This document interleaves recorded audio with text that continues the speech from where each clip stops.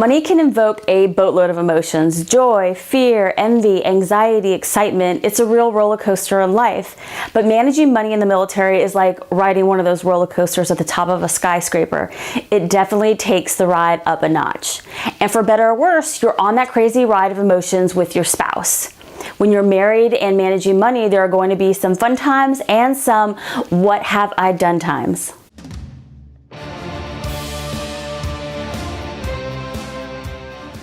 Hey, I'm Lacey Langford, the military money expert. I help military service members, veterans, and their spouses stop being fearful of money and start having control and confidence with it. If you're new here, be sure to hit the subscribe button and give it a thumbs up, and check out all the links I mentioned in this video, which I will put in the description below. Today's What the Heck Wednesday is how to manage money and marriage in the military. Money and relationships are tricky, but how do you juggle the relationship roller coaster plus money plus military service to have financial success? Spoiler alert, it's not magic or something that falls in your lap. Instead, it's multiple little steps that get you there, but it comes down to planning, communication, and behavior. The first big one, family finance planning. The most essential part of managing money and marriage successfully is planning for it. Here's a quote: "By failing to prepare, you are preparing to fail." Let that quote sink in because it's true.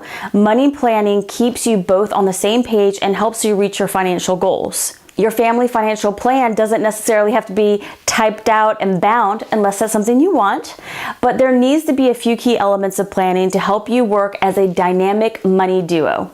1. Discussion. Begin your planning by starting a conversation about money. What are both of your thoughts on saving money? How will you spend your money? Who will pay the bills? Will you have children or stay home with them? Will you put them in private school? How do you feel about loaning family members money? What kind of vacations do you want to go on? Discussing these topics and a ton more will help you both understand your wants and your needs. It will help you avoid surprises and problems later on in your marriage. 2. Budgeting. Don't let the budget word freak you out. All budgeting is a financial layout.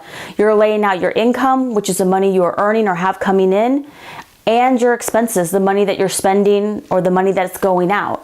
To plan your finances, you need to have a clear understanding of your money that you're working with. I have a whole article on budgeting that I will put a link to in the description. 3. Performance review. You need to know how your money is working. It's also important to stay current and connected when it comes to your joint finances. Every month or so, you need to review your money plans to make sure things are still on track. Did you reach your saving goals? Maybe you've paid down more debt and want to take a vacation or change your savings goals. Discuss your finances to make adjustments to your plan as needed. Financial situations change and you need to adapt to them as they come. The next big one is communication. Communicate, communicate, communicate. In good times and bad times, communicating about your money is essential for financial success. It may not be something that you're looking forward to, but nonetheless, it has to be done. Especially if you're going through hard financial times. Not discussing an issue leaves room for anger and resentment to build up. It won't disappear if you ignore it. Rather, the resentment will grow and grow until it bursts. When you have major issues that need to be discussed openly and honestly, it will help you avoid fights about your finances and life plans later. Here are 3 things you need to handle to keep your financial communication flowing in your marriage. 1. Trust and secrets. One part of communicating with your spouse is often unsaid communication. It's trust and it's a foundation of your relationship. Without trust, it's hard to build and keep a financial future together. Keeping secrets about money is devastating to a relationship and a quick way to destroy your trust. Once you lose trust, it's hard to get it back. The moment you join your finances with another person, you're in it. You're answering to someone other than yourself about money because now it's our money. Not mentioning the extra money you've been spending on clothes or Xbox games instead of paying your bills is not cool and it's not good. Be honest and transparent about your family finances. It will avoid breaking trust, or it can help you earn it back if it's already been damaged. 2. Schedule communication time. Make a date. Set up a time and a place for you and your spouse to talk household shop. Your scheduled calm time will give you the opportunity to talk about all the financial goals you're working on.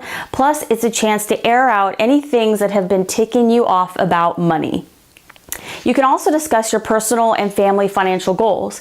Having a talk and making plans together keeps you on the same page and stops resentment from building up. 3, communication before marriage. For those of you not yet married, once you decided to marry, you're most likely going to share money with them. At that point, it's time to start sharing a credit report before you commit your life to them.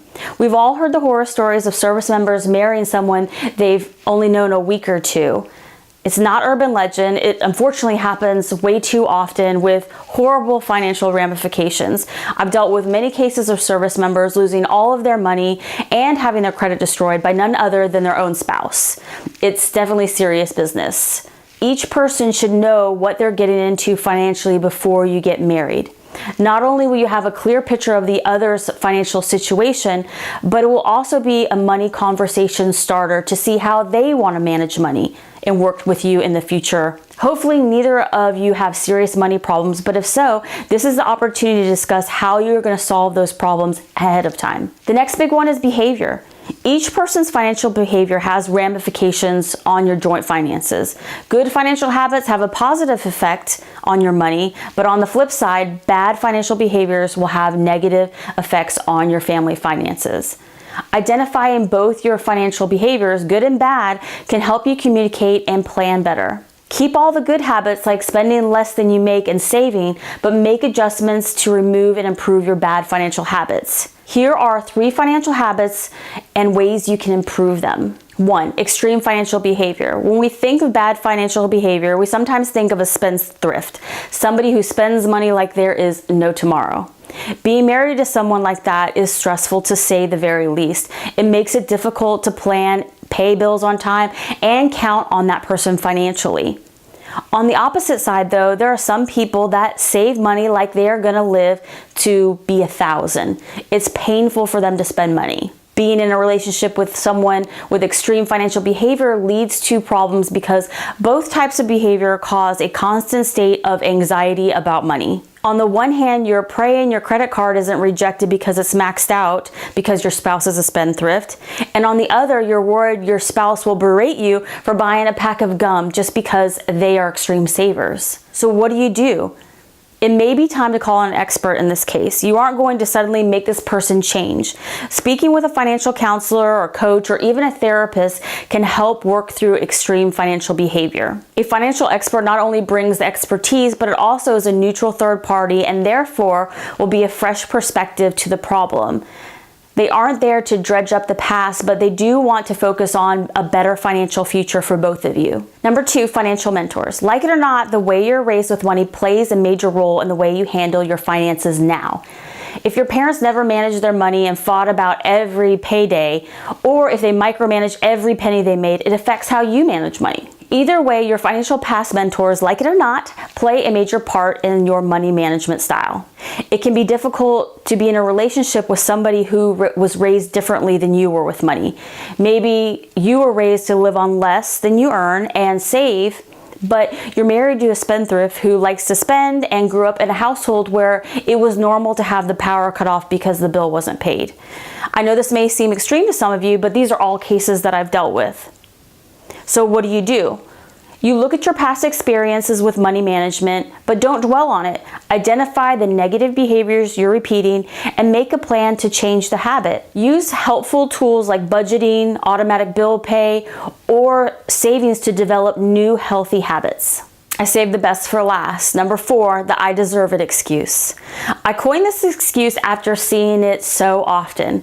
When people want something and they know they shouldn't spend money on it, they use this excuse to justify spending money they do not have. They simply say, I deserve this, to permit themselves to buy that thing they want. It's particularly common during deployments for service members. The deployed spouse says, I am sacrificing every day, not spending money, I'm away from my family, I deserve to buy, fill in the blank. Their spouse at home says, I'm here alone, taking care of the house, the kids, both of our families, I deserve to buy, fill in the blank. Both spouses buying more than they should make spending get out of control and the fighting begins. They want to know why the other is spending money on things that they don't need or can't afford. So what do? Instead of using the "I deserve it" excuse, compromise. It may sound very simple, but we sometimes forget to meet our mates halfway. Yes, you may feel like setting aside money for hunting trips or video games is a complete waste, but if it's your husband's money goal, then compromise here, and maybe it will be returned when he finds things pointless, such as mani-pedis. I'll be honest, sometimes compromise does suck, but it's for the greater good of the relationship, so give it a shot. Money in relationships can be a touchy subject. When money difficulties develop, they seep into every aspect of your relationship and become hot buttons. This can make it difficult to fix problems because you'd prefer to avoid the guaranteed argument that will come from even bringing up the word money. It becomes the Voldemort around your house, the subject that must not be named. Yes, I love Harry Potter. That's why working with your spouse to manage money isn't something that is done every 5 years or so. It takes time and practice. Planning and communication and a little behavior change will go a long way to help you reach your financial success together. Go team! If you've enjoyed this video, be sure to subscribe, give it a thumbs up, and leave a comment below. For more information on how to manage your money in the military, head over to LaceyLangford.com and sign up for my email list. Thank you so much for watching, and I will see you soon.